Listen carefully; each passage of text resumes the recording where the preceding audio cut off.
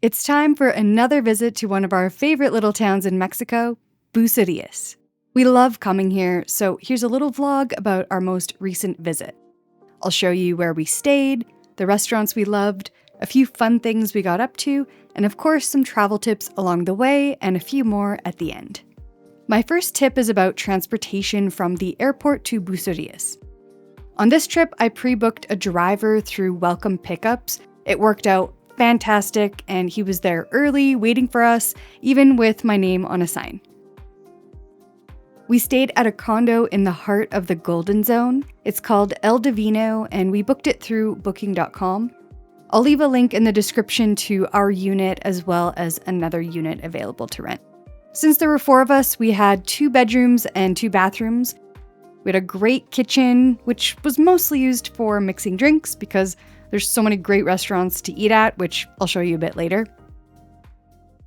And look at this incredible view from our balcony.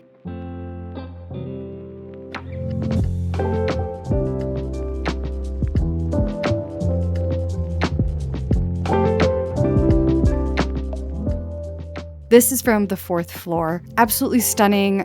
We had beautiful sunsets, and I imagine the sunrises were incredible too.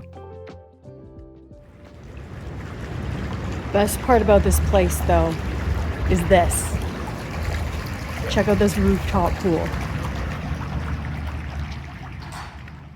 Yes, this is the rooftop pool and sun deck, which is the entire 6th floor. Don't worry, there's an elevator though. This is my favorite type of pool. It's just deep enough with a bench to sit all the way around, and on the other side there's a shallow wading pool only about a foot deep. There are tons of loungers and seating and umbrellas for shade. Just the perfect pool area to have a few drinks, relax, and suntan.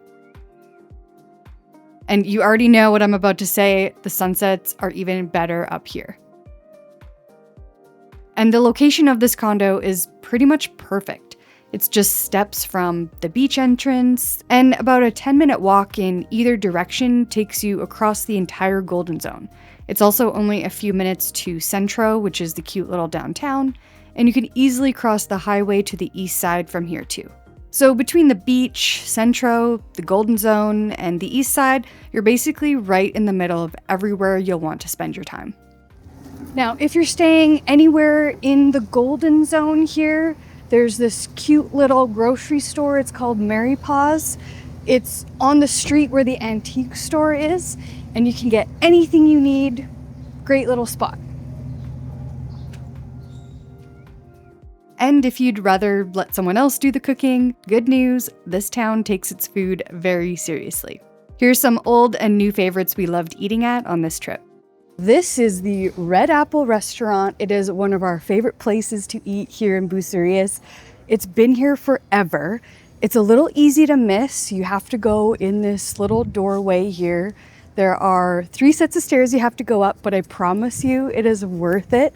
There's a great view up top, and they have fantastic breakfast, lunch, and dinner. My favorite for breakfast is the fluffy pancakes. They are so good. And they also have coffee margaritas. If anything, make this your one stop to get a coffee margarita on your trip in Bucerias. It is so good, so good. Definitely give this spot a try. I will always talk about how much we love the Red Apple. The family who runs it is incredibly kind. They're just the nicest people. My favorite breakfast, I'm calling from now on, is the Alley Special. It's pancakes with over easy eggs. This is Tacos Con, a pretty new restaurant. It's open for breakfast and lunch. It's an adorable little spot tucked away in the Golden Zone, not too far from the hospital. And the folks who run this place are also so sweet, just nice people everywhere. Here is the menu so you can see prices. And there are only 3 choices for food, but that's really all you need.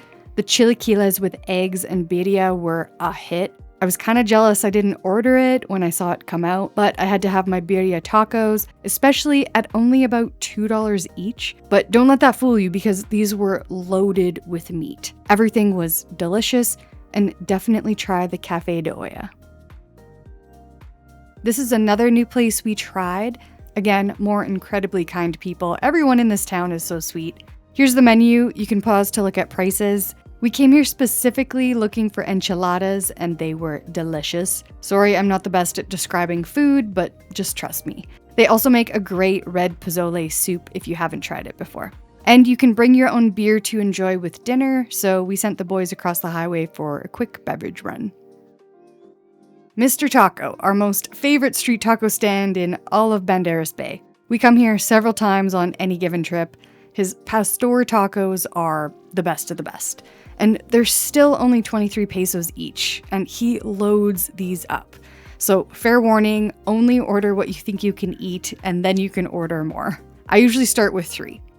It's fun too because you sit on the little plastic stools across from the voodoo monkey, and there's always live music going on that you can listen to. Also in Centro, we have an old favorite, Mr. and Mrs. Fish. I love coming here when we are absolutely starving. My favorite is the chicken fajitas, and Chris loves the big burrito. And that's not all that's big. Check out the size of these margaritas. And they're good too, not too sweet and taste pretty fresh. Of course, there are a lot of other great restaurants, so check out some of my previous Bucerias videos for more spots that we love. After eating our way through town, we obviously had to balance it out with some beach time. Honestly, this place should be called Bucerias because it's massive and it's one of the best parts about coming here. The sand is golden beige, and in most places it's very soft. Some parts are a little grittier though.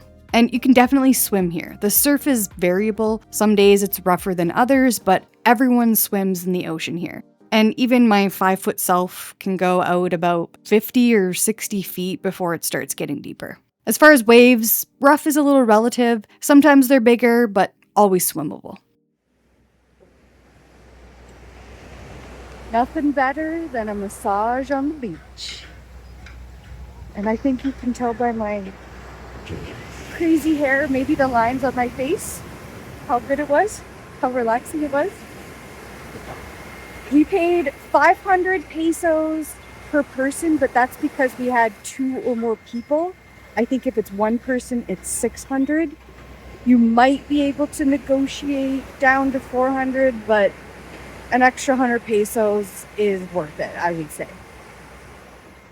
You'll find these massage tents all over the beach. I don't really have a recommended one, just pick one and enjoy your hour of bliss. And speaking of the beach, we finally got to do something I've been waiting a long time to do, which is help with releasing the baby sea turtles. This is where you can help out a volunteer organization to help release the turtles into the ocean. But not only that, we learned so much about the conservation efforts to protect sea turtles in Puerto Vallarta, and it was a magical and educational and heartwarming experience. And since we were staying in Bucerias, it was pretty convenient to get to because the turtle camp is near the airport, so it wasn't too far. And as an added bonus, if you like watching airplanes take off, get there a little early because they fly right overhead.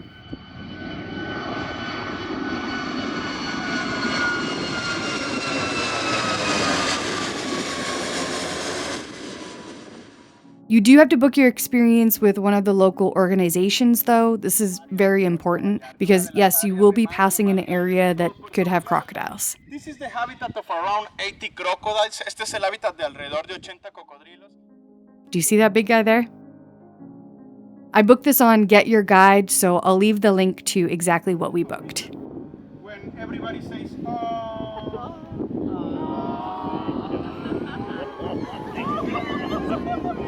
She's waving. She wants to fly, quiere volar. So cute. Genia, genia. But yes, if you've never done anything like this and it's the right season, this will be a highlight of your trip. The best part is that everyone gets one little baby turtle inside their little coconut bowl, and right before we release them, we make a wish and watch them make their way to the ocean at sunset. My wish might have had something to do with you hitting that subscribe button. Anyway, absolutely loved this. It was so fun cheering them on as they made their way to the water. Just an overall great experience. Go, little buddy. He's upside down. Oh no, he's upside down. Oh my god, no.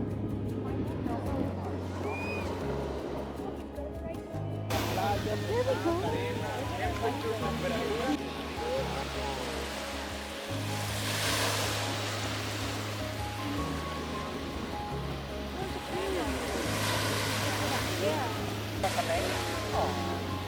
last one is about to do it. La última está a punto de irse.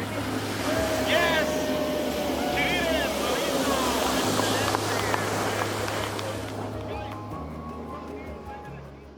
And while the turtle release was definitely a highlight, it wasn't the only standout on this trip. We also did a sunset sailing cruise. We had this lovely catamaran and a pretty small group, so there was lots of room for everyone. It came with a few small appetizers and unlimited drinks, but it wasn't like a booze cruise. It was more chill, but lots of fun. It was a really nice way to enjoy a few hours on the open water. I'll leave a link to the one that we booked, and as a tip, don't worry about wearing fancy shoes because you'll have to take them off when you get on board. Okay, now I've got a few more tips for your visit. I recommend bringing your own reusable bag. There are a lot of plastic bags that get used, and especially after learning about all the endangered turtles, I was glad I brought my own. You will definitely need cash in some places for food and drink, especially smaller restaurants and street tacos. You can easily take out cash with your debit card at the ATMs. We always have luck at the Santander Bank. Make sure you decline the conversion fee on the first prompt, but the second fee will be the fee to use the ATM. So try to find one around 35 pesos or less. But if you have a Wise account with Mexican pesos, it won't prompt you for the conversion fees. And then you can also use your Wise card to pay for other things, like at some restaurants and the OXXO. This was the carry-on setup I brought. I get a lot of messages asking what my luggage setup was, and this is from the brand Bricks. I've used this bag lots before on many other trips, but I also recently bought the matching tote bag, which is a great personal item because not only does it fit under the seat, it also worked as my beach bag and pool bag. And it gets dark at night. It's very safe, but be on the lookout on the ground. There's lots of uneven terrain and random holes or things to stub your toes on, so a little flashlight might be a good idea. And there's just lots of construction everywhere. It's just something to be aware of. It's not going to ruin your trip, but it's there and it's ongoing, so I just want you to know what to expect for your upcoming visit. That's going to be all for this video, but I've got a Bucerias playlist with 14 other videos for you if you want to check those out. And I want to say a big thank you to everyone who took the time to say hi to us around town. We love meeting and chatting with you, so if you ever see us anywhere, come and say hi. Let me know if you have any other questions about Bucerias. Drop them in the comments. Thank you so much for watching, and we'll see you in the next one.